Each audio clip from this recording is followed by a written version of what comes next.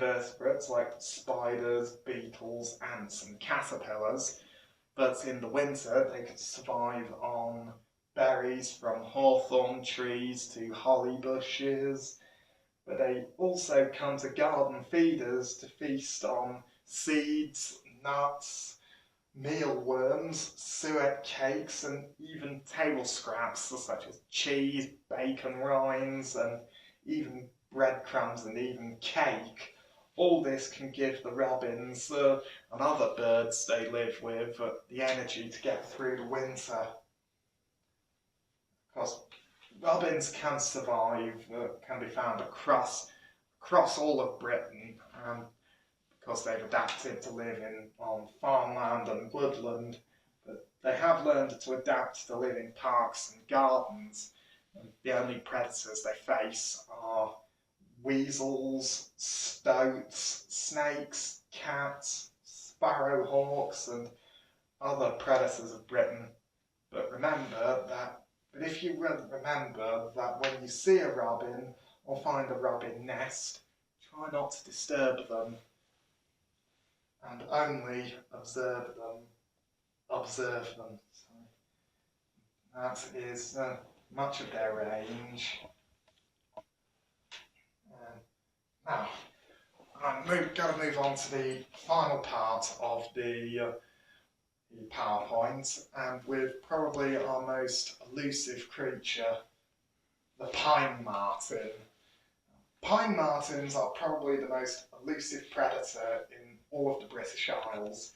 They are in the weasel family, so despite their cuddlesome image, they do have a dark side as well as a ferocious bite. But they are also shy and elusive creatures and are very rarely seen. Pine Martens are mainly found up in Scotland, but there have recently been reintroduction programs for them in England and Wales.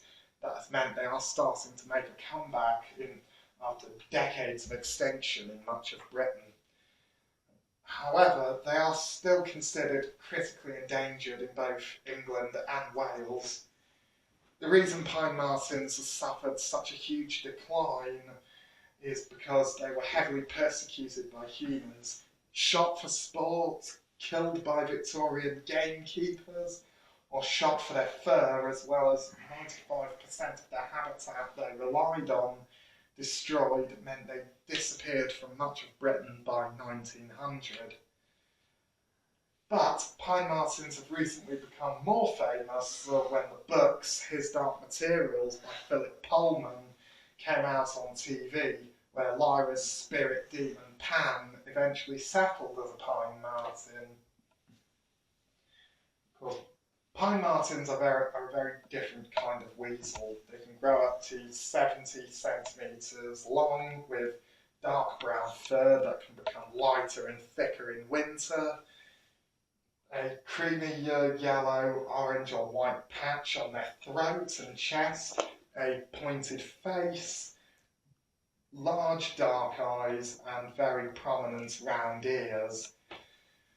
They also have semi-retractile claws and ankles that can rotate to 180 degrees, which means that they are not only able climbers, but they can also run up and even down a tree trunk. And they are capable climbers, and like all members of the weasel family, they have powerful jaws and teeth and can take on animals way bigger than they are. Pine Martens are a lot like badgers with their diets. They are omnivores in what they eat. Fruit making up 50% of their diet, but they will also predate on birds and their eggs, as well as their primary prey being small mammals like rats, field and bank voles, wood mice and rabbits. But they have also been predating on grey squirrels, which has helped the red squirrels in Scotland increase in number. I'll get to that a bit later. Pine Martens also live in well-wooded areas, particularly mature There's coniferous forests where there's plenty of pine trees, hence the name Pine Marten. They will usually sleep in tree hollows, old squirrel drays or birds' nests, and sometimes they will even make their homes in abandoned dens of other animals. Wild pine martens are still a rare sight in Britain, but with reintroduction programmes to the rest of Britain as well as Wales, they can start to make a comeback.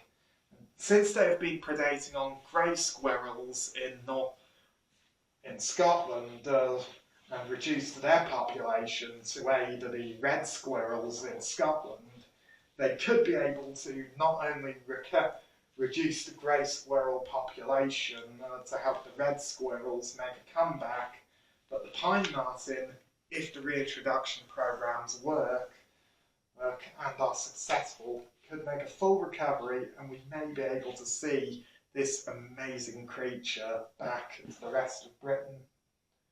Because here is their range so far. As you can see, they're still managing to come back to the rest of Britain. That was it for the PowerPoint presentation of 20 animals of Great Britain, ladies and gentlemen. I hope you all enjoyed. I do apologise for any interruptions and for this being in a few parts, but as I said, I'm still trying to figure that part of my video camera out. But if you did like this video, please comment on them, and don't forget to like and subscribe to my channel and check out my other content. And if you want to see me do any more presentations like this, then please just drop a comment and let me know. Goodbye.